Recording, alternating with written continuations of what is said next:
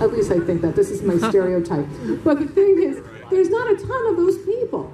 You know, there's a lot of people at fast food restaurants. There's a lot of people working at supermarkets. There's a lot of people, if you put two of them together, one with an education and one not, for an entry-level position at a corporation, who's going to get that job? And what we're talking about here is a signaling mechanism, right?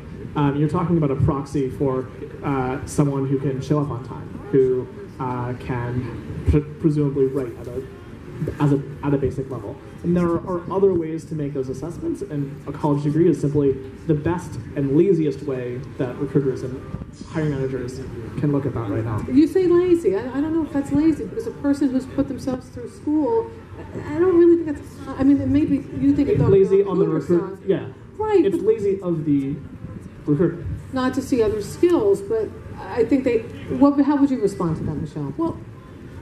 Well, the money issue is significant, but I would hate to see that as a barrier or preventing someone from going. Yeah, but it is today.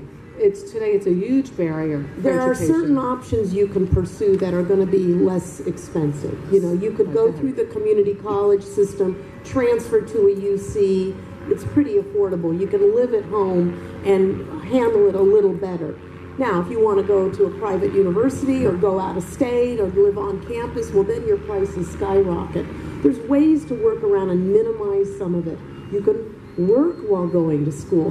That's what many of us But there did. used to be Pell Grants and much more Well, affordable. there's FAFSA, there's other opportunities. What are there? Wait, say that, because I don't know what that is. Say There's that. a FAFSA grant. Many of you know about that. I mean, There's Pell Grants are like there's $2 grand, scholarships. and undergrad tuition at a UC today is $13 grand a year.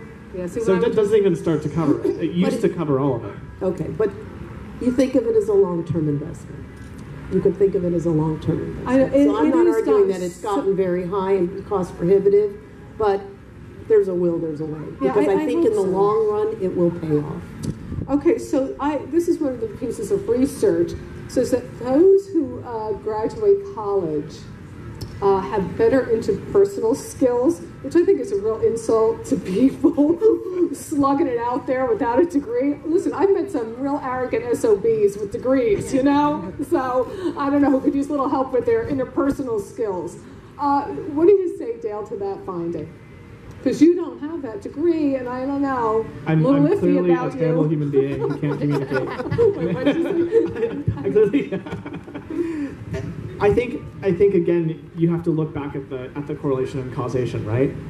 The kinds of people who are going to be available to respond to those kinds of studies are going to be more likely to be people who went to college. All the positive affects of getting a college degree are certainly measurable, but it's unclear to me how much of it is that the college added value and how much of it is that the people who had better interpersonal skills to start with were the people that applied to colleges, did better in the interviews, did better in their classes, and got other jobs.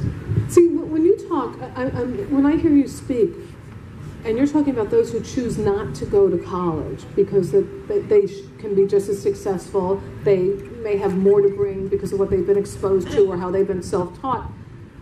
I hear you talking about a certain type of person, a very self-motivated person who perhaps, I would think, has the family support. I'm not picturing an alcoholic family with violence. I'm not picturing a family that doesn't. The person you're describing seems to me that would have an extended support system and access to certain tools. My point there was actually that the people who go to college, on average, are already the people who have more support, who have better interpersonal skills, whose parents took them to museums. And there's clear data that shows that people who are from better supported upper class families are more likely to graduate, have better grades, get better SAT scores, all those kinds of things. So the people who are going to go on to college and be more successful at college are already starting from a higher place. And so the facts that they have better interpersonal skills or make more money, those things were decided far before college. And I'm unconvinced that college is what made the deciding factor. They were already on a track to success by the time they got to 18. What do you say to that, Michelle? See, I think that's kind of a gross generalization. I don't think you can characterize college students homogeneous that way. When you go to community colleges, you go to Cal States, you see a very diverse population there. you see kids coming out of real struggling homes. You see students of immigrants. You see kids who aren't speaking English well. You see kids who have really struggled and they've had help. Maybe, some of them have alcoholic parents and come out of homes of abuse. And they have pushed and gotten into college as their ticket out. So I think there's a rich diversity on many college campuses. I think if you go to something Ivy League, maybe not so much. But I don't think you can characterize the college student in the same kind of aura and personality and background anymore. Well, you have been, working in Los Angeles County for so long. You must see different areas, different school systems, and you must see some very poor school systems. Sure. And what is the best case scenario for those kids? Yeah, so the emphasis now in public education is let's provide opportunities that can prepare students for college or a career, and let them make those decisions. But if they're only on a career path and you don't provide the opportunities for college, you're already pre-deciding for them that college isn't in their future. So why not give them the academic and the social and cultural experiences in their K-12 education so they have that option? There are wonderful programs. There's a program out in Montebello called College Bound Today. These are kids that are largely from immigrant parents. A lot of the parents never graduate high school. And we want these kids to believe in themselves to say, that can be your ticket out. Let's sit down and help you fill out the college application, write the essay. Teachers sit down with them. Maybe they don't get into Ivy League, but they get their foot in the door. They're getting into Cal State, LA. They're getting into community college. They're moving up and providing those resources for their families. The AVID program, I think one of the determination, is another one that works with middle school kids to help them realize that they have the potential, they should have the confidence, they can do it. I think one of the big challenges is that in this country, we've thrown the responsibility, or we've thrown the idea of social mobility onto the education system, and I think that's a mistake. I think that we should address poverty and social justice itself directly and talk about things like basic income, as opposed to just assuming that providing a free lunch at school is going to make that much of a difference, because these issues start way earlier than college, and I mean, that's a whole other topic unto itself, because when the robots take our jobs, even college won't save us. You brought up earlier, Dale, and this is something that I'm going to ask you both about. Colleges, there is a certain way of getting to college. There's a certain way that you study in college. You have to be within a box. There's not a lot of coloring outside the box. You meet different people, you meet different ways of thinking, but you really are all kind of there's a lot of lemming stuff going on. Like follow, do this is how you get the degree. And you're totally like, there's no box. You're like, but I think something has to shift in education to find more of the individuality that you're talking about. And how do you find that? Like, you're saying people can learn on their own, but we have been so taught and trained that we follow a path. And not everybody is as versed or as skilled as you are to have found that path. For sure, and I think, at the higher ed level, there's basic buy-in and agreement on that these days, right? Professors and administrators basically agree that college needs to be more experiential, that students need to have more mentorship. Gallup did a great poll about 9 months ago that found that people's satisfaction and outcomes in life across personal and emotional and financial outcomes were higher the more kinds of enriching experiences they had. They were things like having a personal relationship with a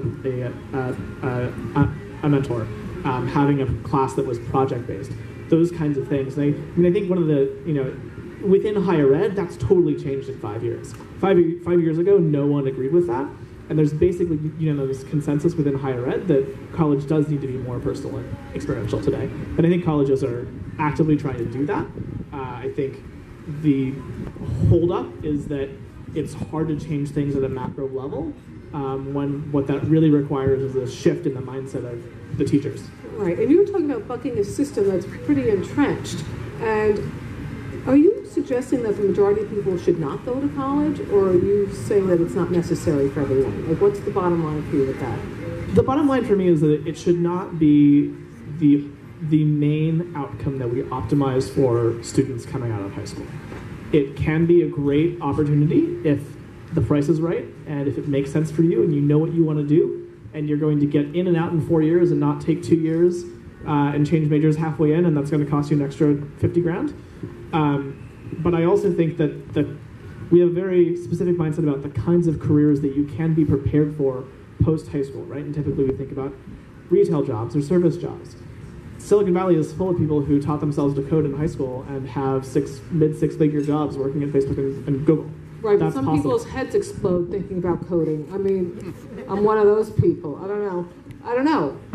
Though, I mean, no, but that's a Silicon Valley, you know? There's people in Oklahoma and Arkansas who aren't coding. Totally, but I think we need to open our minds to the possibilities that 18-year-olds can do things that we've typically thought of are reserved for people in their 30s or 40s. Any comments, Michelle? Well, I agree with his comment about the college experience needs to change. It needs to be more interactive. It needs to be more project-based. We're trying to do that in K-12 education, you know, where what you're learning is applied in the real world, where it's meaningful and relevant, and whether it leads to a career or not, but just something that's engaging and exciting. And then you go to college and you're in a lecture hall with 500 and you're taking notes, and they're doing that. So they're taking notes here, and this isn't even a lecture hall. You're taking notes? Yeah, they're taking notes, and they're losing like some Test really on funny Friday. asides that I'm throwing out. And it's There's a pop upsetting. quiz at the end of this. So I agree. I think colleges need to rethink how they're delivering instruction, include those internship programs, those mentorships, make it applicable and meaningful, because part of their responsibility in my mind is helping young people find the path they want to pursue the rest of their life and not get locked in. And if you change your major midway, your parents will cringe, like, but that's okay too, right? So this is a place to also be able to experiment and explore and take different things. I used to cringe because they would force you in your undergrad to take classes you would never want to take. Oh my God, for me it was calculus for social studies Mythology majors, and which you. was calculus for dummies. Hated it, but it forced me to think about that subject and explore it where I might not have otherwise. Certain colleges have a pass-fail, like you take a class pass-fail Yeah, I that's not barely in your passed. major. Yeah. No, but I got to take the Russian Revolution, like it was, you could take a class that Yeah. you just go, that's interesting. And we're going to go to the Q&A in just a moment. But you know what, and I know I'm a moderator, but I think this idea too in school, if you do go to college, this idea of taking as many internships as you can, so then Absolutely. people know you at these different Yeah, I businesses, agree with and you. you're opening a door. You're not somebody just sending out an application. They know you. They go, oh, that little hardworking one. Let's get her. Let's get him. And I think you do as many every semester somewhere else, and then you're all over everybody's radar, and you become a stalker. That's what you I think do. some of them are moving, but not fast enough. The other point I was going to make is, if you're familiar with the Partnership for 21st Century Learning and the work Who's of Thomas familiar Friedman. with that? Anybody? Oh, okay. So explain that, because most aren't, All right. Well, it's including an me. initiative that's driven largely from the business community that says that young people are coming out without the skills to be productive with communication skills, collaboration, critical thinking, those kinds of things. There's also, if you read Thomas Friedman's work, he talks about how the job market is changing so much. There's less and less need for unskilled labor. Jobs are becoming more technical, requiring more technical skills and educational background. A lot of the unskilled stuff is going overseas, whether you like it or not, or it's going robotic. All right, so Yes. here's another reason Be why... a robot. Yes. It pays well, I hear. Or you got to think about expanding your options, and getting the degrees, and if it takes you to a path that hopefully will be enjoyable to you, but also productive. So I think we're going to do some Q&As. Are we going to bring Kami back? Are you going to run up to people like a game show? I'll roam with the microphone and see who's got questions. Yes, right here in the front row. And if you can, this is going to be for questions, not comments. Hi, good evening. Thank you very much it was just enlightening to listen to this. I'm a school teacher, public school teacher, my 4th year. One thing I struggle with every day is I tell my students, yeah, go to college. You're going to go to college, class of 2030, etc. I teach middle school. However, I do struggle with the fact that, like you were saying, not everybody may be right for college, not maybe fit. And so my question is, considering what kids see every day on the news, the election rhetoric, there's talk about everything from wars, the economy, to Miss Universe. But there's hardly any mention of education. So my question is for either of you. Why do you think it's not a priority with either Donald Trump or Hillary Clinton's campaign? Even the three presidential debates. And what do we need to do about that? Well, I think the biggest reason has nothing to do with the campaign and actually to do with how education in this country is structured, which is that the federal government actually has no oversight onto much of education, and much of it happens at the state level. So it's actually much more of a state topic than a national topic. Well, I think I'm hearing more from Hillary about wanting to provide educational opportunities for all kids and supporting funding for that. I think public education is grossly underfunded, and I think California is like 48th in the nation in per pupil spending, and I know you're feeling the effects of that. That's another huge Damn discussion. property taxes. Huh? Damn property taxes in this state. How come you have no school buses in this state? Where's the school buses? Lack of property taxes. New Jersey That's has a- school buses, I'm just saying. Yeah, well, anyway. But there's a whole compendium of quality of education, as you know. Some schools are great, some not so great. I think we need to invest more. I think we need to really reward and celebrate good teaching in schools. Public ed's been getting a bad rap for a long time. And I know there's a lot of people out there working really hard on no money and no funds to provide those opportunities for kids. So I just keep coming back as, how do you know college is not for you when you're 13 years old? Or 10 years old? 12. Or 18. You know, how do you know? Why would you eliminate that as an option? Why not get ready and just make yourself open? You know, you think about other countries in the world where there's not even no education, and here's something available to us. If you work, you do have to work hard. It does cost money, but go for it. People are coming from all over the world to get college educations here. More questions? Oh, sorry. Yeah, though on the other hand, countries like Germany, for example, also have a robust set of college programs, apprenticeship programs, and way more optionality of what you can do post-high school, and I would really love to see more of that at the national We level. have some more questions. Yeah, thank you for your question, and thank you for being a public school teacher. Glad to be here. I wanted to first start off by saying that I am a college graduate. I attended the HBCU. I don't know if you guys are familiar with that. But my question is this, and I wrestle with this because I graduated back in the day. You guys graduated back in the day. College is super expensive.